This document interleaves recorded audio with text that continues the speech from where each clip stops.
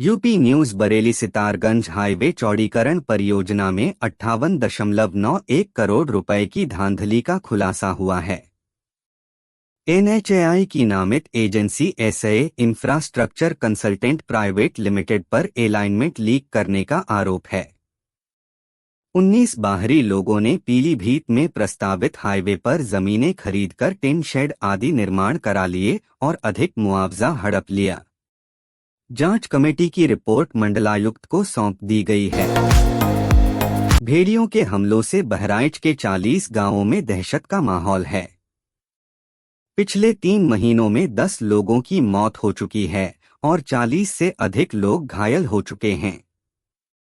भेड़ियों के इस बदले व्यवहार से वन विभाग भी हैरान है। ग्रामीणों का मानना है कि भेड़ियों के झुंड के बुजुर्गों और बच्चों को लेकर बदला लेने के लिए आक्रामक हो गए हैं। ईडी ने शाइन सिटी मामले में एक और बड़ी कार्रवाई करते हुए 29 करोड़ रुपए की संपत्तियां जब्त की हैं। ये संपत्तियां राशिद नसीम के करीबी हिमांशु कुमार की कंपनियों के नाम पर खरीदी गई थीं। ईडी ने अब तक इस मामले में कुल 189.39 करोड़ रुपए की संपत्तियां जब्त की हैं। बता दें, भगोड़े राशिद नसीम के करीबी हिमांशु कुमार की कंपनियों के नाम थीं संपत्तियां। उत्तर प्रदेश के राजस्व विभाग में 11,000 से अधिक पद जल्द ही भरे जाने वाले हैं। मुख्यमंत्री योगी आदित्यनाथ ने सभी रिक्त पदों को भरने के लिए नियुक्ति प्रक्रिया शुरू करने के निर्देश दिए हैं। इन पदों में 7,000 से अधिक लेखपाल, 1,600 कनिष्ठ सहायक, 900 स्टेनो और 300 नायब तहसीलदार शामिल हैं। लगभग 1,000 प्रशासनिक अधिकारियों के खाली पदों को भी पदोन्नति के माध्यम से भरा जाएगा। प्रयागराज में रेलवे पुलिस ने अश्वनी सिंह यादव नाम के एक युवक को गिरफ्तार किया है, जो प्रतिबंधित सॉफ्टवेयर और 190 आईडी का उपयोग करके तत्काल टिकट आरक्षित कर रहा था। आरपीएफ ने युवक के पास से प्रतिबंधित सॉफ्टवेयर, 190 पर्सनल आईडी और 81,000 रुपए कीमत के टिकट बरामद किए हैं। युवक का मोबाइल और लैपटॉप भी जब्त किया गया है। कांधला तिराहे पर जाम लगाने के मामले में 2 आरोपियों ने जमानत करा ली है, जबकि पूर्व जिला पंचायत अध्यक्ष मनीष चौहान समेत 8 लोगों की तलाश में पुलिस दबिश दे रही है। इस मामले में भारतीय किसान यूनियन के संस्थापक महेंद्र सिंह टिकैत के खिलाफ भी गैर जमानती वारंट जारी हुआ था, लेकिन उनकी मृत्यु हो चुकी है। अब इस प्रकरण की सुनवाई 9 अक्टूबर को होगी। शाहजहांपुर पुलिस ने लखनऊ दिल्ली राष्ट्रीय राजमार्ग पर खड़े ट्रकों से डीजल चोरी करने वाले गिरोह के 4 सदस्यों को गिरफ्तार किया है। पुलिस ने 80 लीटर डीजल, 2 तमंचे कारतूस और बिना पंजीकरण की 2 बाइकें बरामद की हैं। गिरफ्तार किए गए आरोपियों ने बताया कि वे चोरी किया हुआ डीजल हापुड़ के पिलखुवा क्षेत्र के लिढोरी गांव निवासी रज्जू को बेच देते थे। Moradabad crime update news. Moradabad में एक कारोबारी के साथ 56 लाख रुपए की धोखाधड़ी का मामला सामने आया है। डालमिया कंपनी के नाम पर 6 लोगों ने 56 लाख रुपए लेने के बाद जान से मारने की धमकी भी दी है। पुलिस ने धोखाधड़ी की प्राथमिकी दर्ज कर मामले की जांच शुरू कर दी है।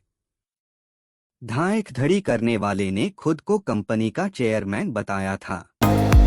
पीलीभीत में नेशनल हाईवे पर एक निजी बस अनियंत्रित होकर सड़क किनारे खाई में पेड़ से टकरा गई, लेकिन गनीमत रही कि बस में सवार लोगों को चोट नहीं आई।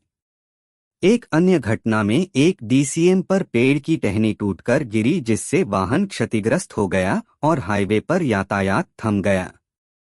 बाद में क्षतिग्रस्त डीसीएम को हटाकर यातायात सुचारू कराया गया। केंद्रीय मंत्री गिरिराज सिंह ने प्रयागराज में एक कार्यक्रम में बोलते हुए कहा कि हिंदू समाज का एकजुट होना देश के लिए जरूरी है। उन्होंने हिमाचल में वक्फ बोर्ड के अवैध निर्माण को गिराने के मामले का उदाहरण दिया। सिंह ने विपक्ष पर देश की गरिमा को गिराने का आरोप लगाया और कहा कि कांग्रेस पार्टी तानाशाही सरकार चाहती है, लेकिन जनता उन्हें सत्ता नहीं देगी। कल्पतरु समूह द्वारा निवेशकों की गाढ़ी कमाई हड़पे जाने के मामले में प्रवर्तन निदेशालय जांच कर रहा है। ईडी ने भाजपा विधायक पूरन प्रकाश से पूछताछ की और अब कल्पतरु समूह से जुड़ी विभिन्न कंपनियों के निदेशकों से पूछताछ की तैयारी कर रहा है। ईडी निवेशकों की रकम से जुटाई गई संपत्तियों को चिन्हित कर रहा है और खरीदी गई जमीनों को लेकर भी छानबीन की जा रही है। जोरावर टैंक। डीआरडीओ ने जोरावर टैंक का सफलतापूर्वक परीक्षण किया। मात्र 25 टन वजनी हल्के टैंक चीन के साथ सीमा पर सेना की लड़ाकू क्षमता बढ़ाने के लिए विकसित किए जा रहे हैं। रक्षा मंत्रालय ने कहा कि ये टैंक हाई एल्टीट्यूड वाले क्षेत्रों में तैनाती में सक्षम है। इनके प्रदर्शन का कठोरता से मूल्यांकन किया गया और इसने सभी निर्धारित लक्ष्यों पर सटीकता के साथ गोले बरसाए।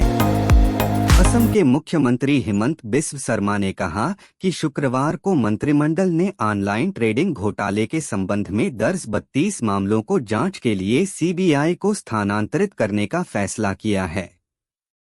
मंत्रिमंडल की बैठक की अध्यक्षता करने के बाद पत्रकारों को संबोधित करते हुए शर्मा ने कहा कि केंद्रीय गृह मंत्री अमित शाह के साथ इस मामले पर चर्चा के बाद यह निर्णय लिया गया है। भाजपा की मणिपुर इकाई ने शुक्रवार को उन मीडिया रिपोर्टों को खारिज कर दिया है जिसमें दावा किया गया था कि केंद्रीय नेताओं के निर्देश के बाद राज्य में पार्टी का मुख्यालय बंद कर दिया गया है। भाजपा महासचिव के शरद कुमार सिंह ने कहा था कि कर्फ्यू के कारण इम्फाल स्थित पार्टी मुख्यालय में कम लोग आ रहे हैं। हिमंत बिस्व शर्मा ने ऐलान किया कि ऑनलाइन ट्रेडिंग घोटाले की जांच अब सीबीआई करेगी। उन्होंने बताया कि इस संबंध में दर्ज 32 मामलों को जांच के लिए केस सीबीआई को स्थानांतरित करने का फैसला किया है। हिमंत ने कहा कि घोटाले के सिलसिले में अब तक 65 से अधिक लोगों को गिरफ्तार किया गया है। वहीं मामलों की जांच के लिए 14 एसआईटी बनाई गई है। राष्ट्रीय सुरक्षा की उभरती चुनौतियों से निपटने के लिए रोड मैप तैयार करने के लिए नेशनल सिक्योरिटी स्ट्रेटेजीज कॉन्फ्रेंस का आयोजन किया जा रहा है। इस 2 दिवसीय सम्मेलन का उद्घाटन गृह मंत्री अमित शाह ने किया।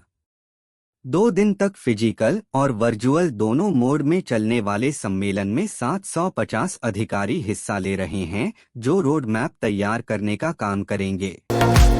देश की केंद्र सरकार स्वच्छ भारत मिशन के तहत इस वर्ष स्वभाव स्वच्छता संस्कार स्वच्छता की थीम पर लगभग 2 लाख कठिन और गंदे स्थानों को परिवर्तित करने का लक्ष्य बना रही है। स्वच्छता लक्षित इकाई CTU इस वर्ष के अभियान का मुख्य आकर्षण है और इसमें CTU की पहचान और एक पोर्टल के माध्यम से मैपिंग शामिल है। युवाओं में तंबाकू के इस्तेमाल की बढ़ती लत को देखते हुए शिक्षा मंत्रालय ने स्वास्थ्य मंत्रालय के साथ ही शैक्षणिक संस्थानों को तंबाकू मुक्त परिसर बनाने का एक अभियान छेड़ा है। साथ ही इसे लेकर एक विस्तृत गाइडलाइन भी जारी की है। इसमें शैक्षणिक संस्थान के 100 मीटर के दायरे में तंबाकू की किसी भी रूप में बिक्री प्रतिबंधित होगी। नेशनल हाईवेज की मरम्मत में लापरवाही बरतने पर केंद्र सरकार सख्त हो गई है। केंद्रीय सड़क परिवहन मंत्री नितिन गडकरी के निर्देश के बाद NHAI ने सोशल मीडिया में शेयर की गई खराब सड़कों के वीडियो का संज्ञान लेते हुए जिम्मेदार अधिकारियों पर कार्रवाई की है। इसके तहत 4 इंजीनियर बर्खास्त किए गए हैं। साथ ही ठेकेदारों पर भी जुर्माना लगाया गया है। केंद्र सरकार ने स्वच्छता अभियान के तहत शहरों के बीच प्रतियोगिता को और व्यावहारिक बनाने के लिए टॉप शहरों के लिए अलग कैटेगरी बनाने की घोषणा की है। इसके तहत इंदौर और सूरत जैसे शहर जो अक्सर टॉप में ही रहते हैं उनका अलग श्रेणी में मुकाबला होगा। इसके अलावा इस बार स्वच्छता पखवाड़े में 2.60 लाख स्थानों को चयनित कर साफ करने का लक्ष्य रखा गया है। क्रू की सफलता के बाद करीना कपूर खान एक और फिल्म लेकर बड़े पर्दे पर लौट आई हैं, लेकिन इस बार वह कोई क्रू नहीं बल्कि पुलिस ऑफिसर बनी हैं। हंसल मेहता निर्देशित द बकिंघम मर्डर्स आज ही सिनेमाघरों में रिलीज हुई है। इस महिला केंद्रित फिल्म ने पहले दिन बॉक्स ऑफिस पर कितनी कमाई की है, जानिए यहाँ। श्रद्धा कपूर और राजकुमार राव की हॉरर कॉमेडी फिल्म स्त्री 2 बॉक्स ऑफिस पर लगातार सफलता का परचम लहरा रही है। पंकज त्रिपाठी स्टारर ये फिल्म अब तक कई फिल्मों को धूल चटा दी है और रिलीज के 30वें दिन भी मूवी की रफ्तार कम नहीं हो रही है। अगर स्त्री 2 इसी रफ्तार से दौड़ती रही तो जल्द ही ये मूवी करीना कपूर की फिल्म पर ग्रहण लगा देगी। 1994 में भारतीय सिनेमा की 2 दिग्गज अदाकाराओं ने मिस वर्ल्ड और मिस यूनिवर्स का ताज पहना था। यह हसीनाएं थीं ऐश्वर्या राय बच्चन और सुष्मिता सेन। मगर क्या आपको पता है कि ऐश्वर्या की वजह से सुष्मिता को घर पर खूब मार पड़ चुकी है? चलिए आपको दोनों अदाकाराओं से जुड़ा एक दिलचस्प किस्सा बताते हैं। सिनेमा जगत की उम्दा अदाकाराओं में शुमार रवीना टांडोन ने एक पोस्ट के जरिए जाहिर किया है कि वह किस तरह डरी हुई हैं। उन्होंने बताया कि वह अब भी सदमे में हैं और कहीं भी अकेले जाने से डरती हैं।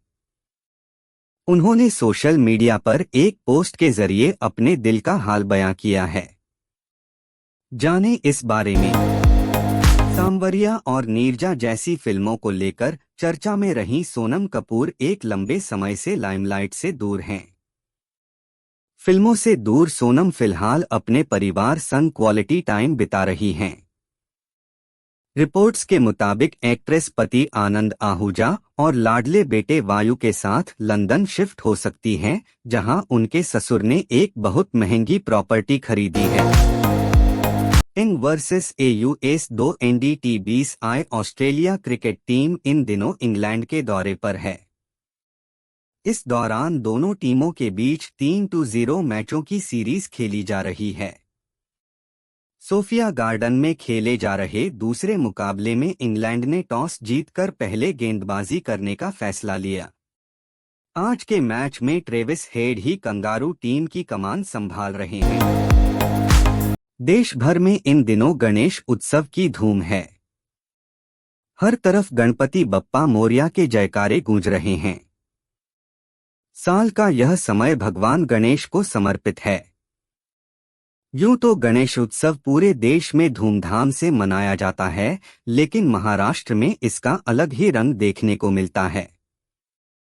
इस बीच महाराष्ट्र के मुख्यमंत्री एकनाथ शिंदे के आवास पर शुक्रवार को गणेश पूजन का आयोजन हुआ। दुलीप ट्रॉफी 2024 कप्तान मयंक अग्रवाल और प्रथम सिंह के अर्धशतकों की मदद से भारतीय ने दलीप ट्रॉफी क्रिकेट टूर्नामेंट के मैच के दूसरे दिन शुक्रवार को यहां अपनी दूसरी पारी में एक विकेट पर 115 रन बनाकर भारत के खिलाफ अपना पलड़ा भारी कर दिया।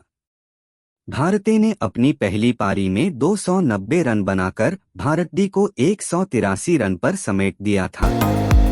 बॉर्डर गावस्कर ट्रॉफी ऑस्ट्रेलियाई के ऑलराउंडर ग्लेन मैक्सवेल भारत के विरुद्ध इस वर्ष के अंत में होने वाली बॉर्डर गावस्कर ट्रॉफी के दौरान आधुनिक दौर के 2 महान बल्लेबाजों विराट कोहली और स्टीव स्मिथ के मुकाबले को लेकर रोमांचित हैं। कोहली और स्मिथ मौजूदा दौर के फैब फोर बल्लेबाजों में शामिल हैं, जिसमें इंग्लैंड के कप्तान जो रूट और न्यूजीलैंड के केन विलियमसन भी हैं। चैंपियंस ट्रॉफी 2025 की मेजबानी पाकिस्तान को करनी है। ऐसे में पाकिस्तान क्रिकेट बोर्ड टूर्नामेंट की तैयारियों में जुटा हुआ है। टूर्नामेंट का आयोजन पाकिस्तान के 3 स्टेडियम में होना है।